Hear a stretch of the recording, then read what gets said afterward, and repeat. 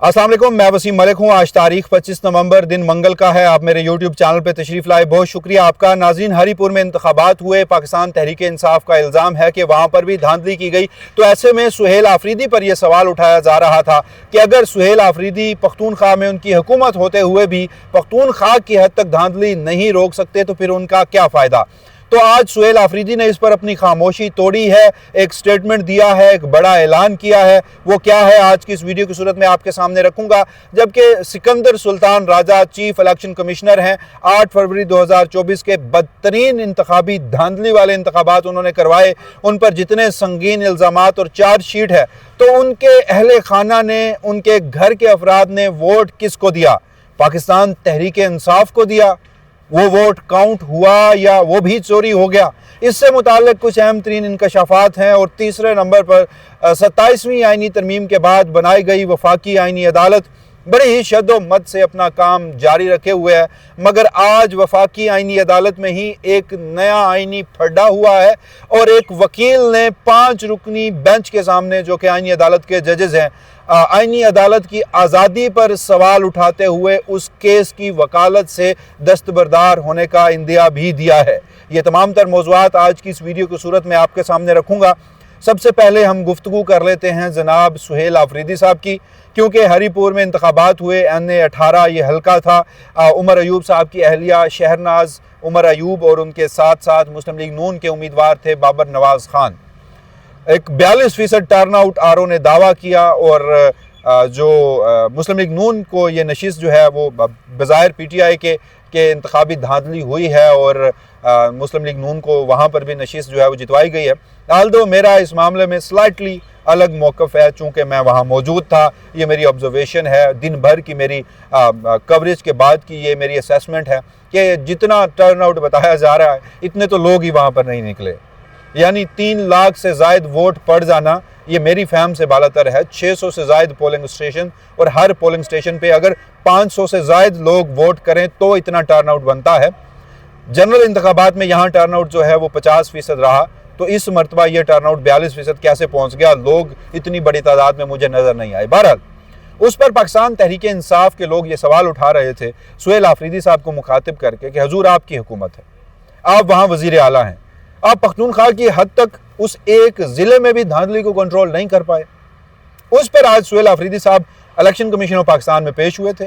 वजह यह थी कि उन्होंने जो हवेलिया में इन इंतखाबात से कबल खिताब किया और उसमें उन्होंने वहाँ की ज़िला इंतज़ामिया को मुखातिब करते हुए, पुलिस को मुखातिब करते हुए कहा था कि अगर वोट चोरी हुआ, अगर कोई बदमज़गी हुई, अगर इंतखाबात के नताइज में रद्दो-बदल हुआ तो फिर तुम सुबह की रोशनी नहीं देख पाओगे, और अगर तुमने सुबह को ऐसा किया तो तुम रात का अंधेरा नहीं देख पाओगे। इलेक्शन कमीशन ने उस पर नोटिस लिया था।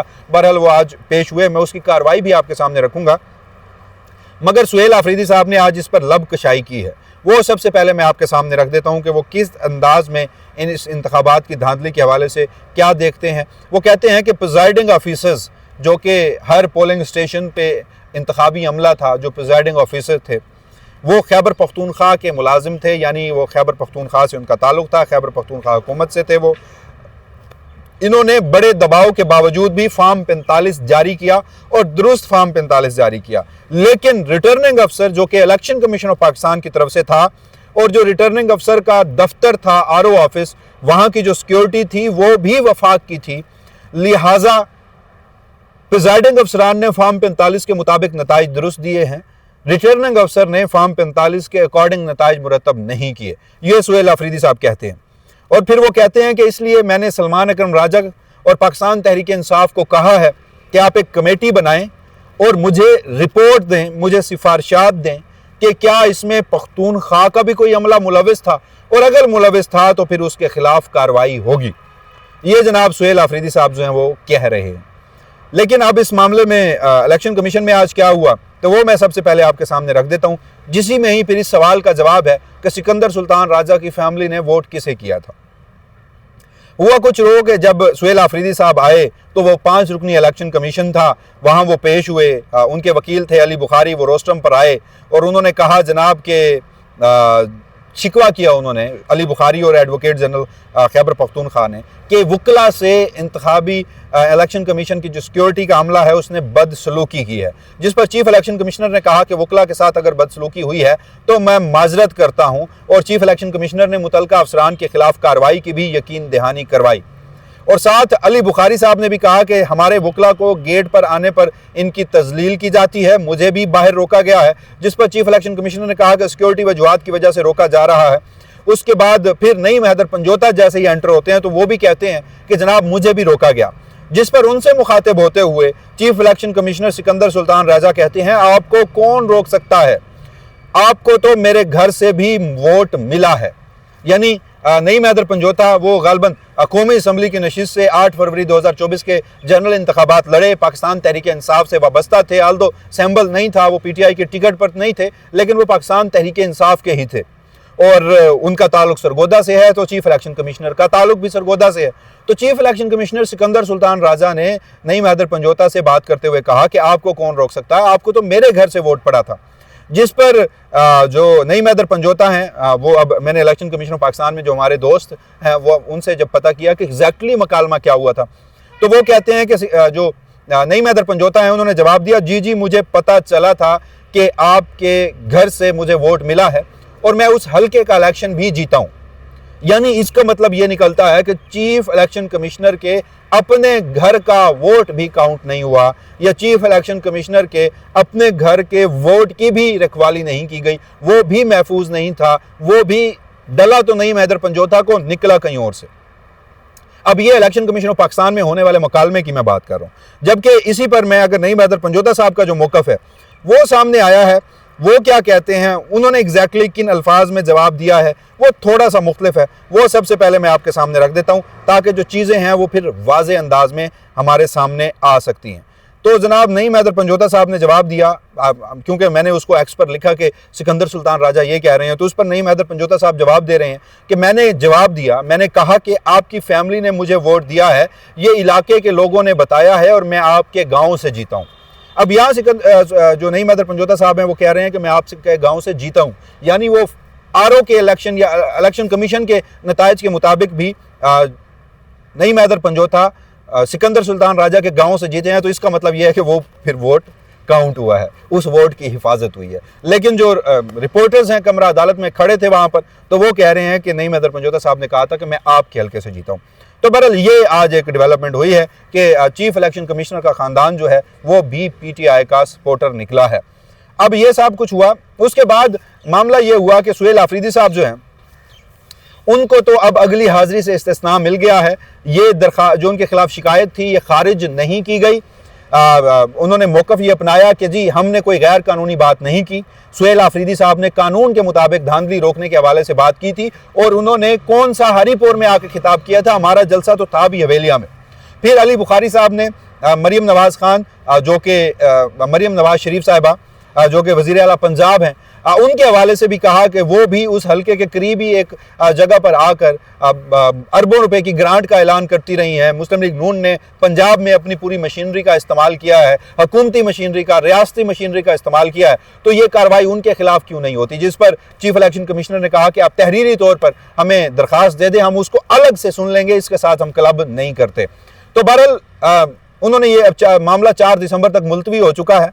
सुहेल आफरीदी साहब को आगे पेश ना होने का इस्तिस्ना दिया गया है। अली बुखारी ने कहा कि सबसे पहले इस दरखास्त की मेंटेनेबिलिटी को डिसाइड कीजिए, जिस पर इलेक्शन कमीशन ने कहा कि हम मुनासिब हुक्म जारी करेंगे। मीनवाइल सुहेल आफरीदी साहब के वकील जो हैं तहरीरी तौर पर अपना जो जवाब है वो देंगे। तो ये बहरहाल 2 डेवलपमेंट्स थी इलेक्शन कमीशन ऑफ पाकिस्तान की जानिब से, जिस पर सुहेल आफरीदी साहब का भी मौक़िफ़ आया है। अब आते हैं एक और मामले पर। जैसे मैंने आपको बताया, वफाकी आईनी अदालत में जो केसेस की समाअत है वो बड़ी शद्दोमद से जारी है। तो ऐसे में हुआ यह है कि आज एक नया आईनी बुरान खड़ा हुआ है, क्योंकि सुप्रीम कोर्ट ऑफ पाकिस्तान से जो इंट्रा कोर्ट अपीलें ज़ेर इल्तवा थी वो अब वफाकी आईनी अदालत पहुंच चुकी हैं। यहाँ बेंचेस थे लार्जर, यानी अगर एक 5 रुकनी बेंच था या 7 रुकनी बेंच का फैसला था, तो वफाकी आईनी अदालत के जजेस बजीद हैं कि यहाँ का जो 7 रुकनी बेंच था अब वो 5 रुकनी बेंच वफाकी आईनी अदालत का उसको सुन सकता है। वकला ये कहते हैं हजूर कि चूंकि आपने सुप्रीम कोर्ट के ही रूल्स को अडॉप्ट किया है, एडमिनिस्ट्रेटिव साइड पर उनको अडॉप्ट करके नोटिफिकेशन जारी कर दिया है, तो फिर जो अपील सुनने वाला बेंच होता है वो तो मरकजी केस के मुकदमे का बेंच जो है उससे लार्जर होता है। लेकिन आमिर फारूक साहब थे, अली बाकर नजफी साहब थे, उनके साथ साथ जो एक और जज साहब हैं जस्टिस रोजी खान साहब थे, जस्टिस के आगा थे, और जस्टिस मुझे उनका नाम बार बार भूल जाता है, वो शाह साहब हैं एक, और आज तक किसी अदालत के जज नहीं रहे। गिलगित बल्तिस्तान एपलेट कोर्ट के कुछ अर्सा चीफ जज रहे हैं, लेकिन अब वो वफाकी आईनी अदालत के जज लगा दिए गए, आप अंदाज़ा कीजिए। तो बहरहाल हुआ ये कि दो मुकदमात की समाअत थी। एक था इस वक्त पंजाब में इंतखाबी ट्रिब्यूनल्स हैं, इलेक्शन ट्रिब्यूनल्स, इंतखाबी उज़रदारियों के मुकदमात वहाँ पर जाते हैं और कानून के मुताबिक 90 रोज़ के अंदर फैसला करना होता है। सालों गुजर गए, फैसला नहीं हो रहा। हुआ यह था कि काजी फैज़ ईसा इस मुल्क की अदालती तारीख का एक स्याह तरीन किरदार, जिसने इस मुल्क के आइन की, इंसाफ की, सुप्रीम कोर्ट की, अदालतों की चोलें तक हिला दी थी। उसने इंतखाबात की धांधली को प्रोटेक्ट करना था।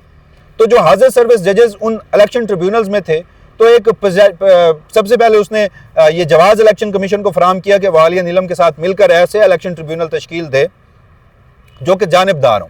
फिर एक वफाकी हुकूमत की जानिब से एक प्रेसिडेंशियल ऑर्डर जारी किया गया, जिसमें यह था कि ना सिर्फ हाजिर सर्विस जबकि रिटायर्ड जज साहिबान जो हैं वो भी इन ट्रिब्यूनल्स में लगाए जाएंगे। तो फिर चुन चुन कर इस्लामाबाद की 3 नशिस्तों पे और पंजाब में रिटायर्ड जजेस को भी ट्रिब्यूनल लगाया गया, और आज तक किसी एक ट्रिब्यूनल का फैसला जो है इंतखाबी उज़रदारी का नहीं सामने आया।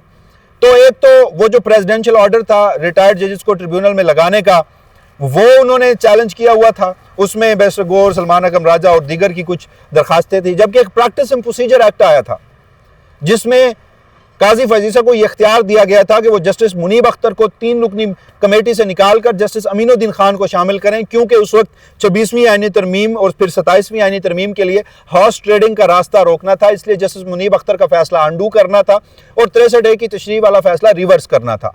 अब जस्टिस मंसूर अली शाह और जस्टिस मुनीब अख्तर कमेटी की अक्सरियत में बैठे हुए काजी फैज़ ईसा को यह करने नहीं दे रहे थे। तो फिर प्रैक्टिस एंड प्रोसीजर अमेंडमेंट आई और जस्टिस मुनीब अख्तर की जगह जस्टिस अमीनुद्दीन खान को काजी फैज़ ईसा ने उस प्रैक्टिस एंड प्रोसीजर कमेटी का रुकन बनाया, एक लार्जर बेंच तश्कील दिया और 63A का फैसला अंडू करार दे दिया, जिसके बाद हॉर्स ट्रेडिंग का रास्ता रुका तो खुला। तो उस प्रैक्टिस एंड प्रोसीजर अमेंडमेंट के खिलाफ बैरिस्टर गौर साहब जो है वो सुप्रीम कोर्ट ऑफ पाकिस्तान में दरखास्त दायर कर चुके थे। यहां पर एक लार्जर बेंच जो है वो उसको खत्म कर चुका था, वो उस पर फैसला दे चुका था, जिस पर एक इंट्रा कोर्ट अपील आई थी वो भी खारिज कर दी गई थी। फिर उस पर एक रिव्यू दायर किया गया था।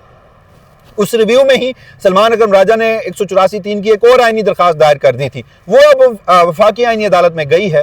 तो वकील जो थे वो सुमैर खोसा थे, उनका मौकफ ये था कि आप लार्जर बेंच में बैठकर ये मुकदमा सुने, 5 रुकनी बेंच ये सुन नहीं सकता, क्योंकि सुप्रीम कोर्ट में ये बेंच लार्जर था। आमिर फारूक साहब ने कहा कि जब हम इस स्टेज पर पहुंचेंगे कि हमें लगा कि ये फैसला अंडू करना है, तो फिर हम लार्जर बेंच की तरफ जा सकते हैं। अभी सिर्फ हमने प्रिलिमिनरी से नोटिस जारी करने हैं, लिहाजा उसके लिए लार्जर बेंच की जरूरत नहीं है। सुमैर खोसा साहब ने वहां यह भी कहा कि चूंकि अब वफाकी आईनी अदालत बन चुकी है, अब इसकी आज़ादी पर सवाल है, इसकी इंडिपेंडेंस पर सवाल है, इसकी गैर जानिबदारी पर सवालात हैं, लिहाजा मैं अपने क्लाइंट से पहले मुशावरत करूंगा और उसके बाद जाकर इसमें दलाइल दे सकूंगा या फिर इस केस से दस्तबरदार हो जाऊंगा वकालत से। तो उस पर वक्त भी दे दिया गया और नोटिस जो हैं वो भी जारी कर दिए गए। तो ये वफाकी आईनी अदालत में समाअत हुई है। सलमान अकरम राजा साहब से पूछा गया कि बतौर PTI वफाकी आईनी अदालत का बाइकआउट करेंगे। उन्होंने कहा कि अभी तक ये फैसला नहीं हुआ, लेकिन हमने मुशावरत से ये फैसला करना है कि क्या हमने इसका बाइकआउट करना है या नहीं। तो ये बहरहाल अब तक की दिन भर की अहम तरीन डेवलपमेंट्स पाकिस्तान के अदालती महाज से, इलेक्शन कमीशन से और सियासी महाज से थी, जो इस वीडियो की सूरत में मैंने आपके सामने रखी। अब तक के लिए मुझे इजाज़त दीजिएगा। अल्लाह निगहबान।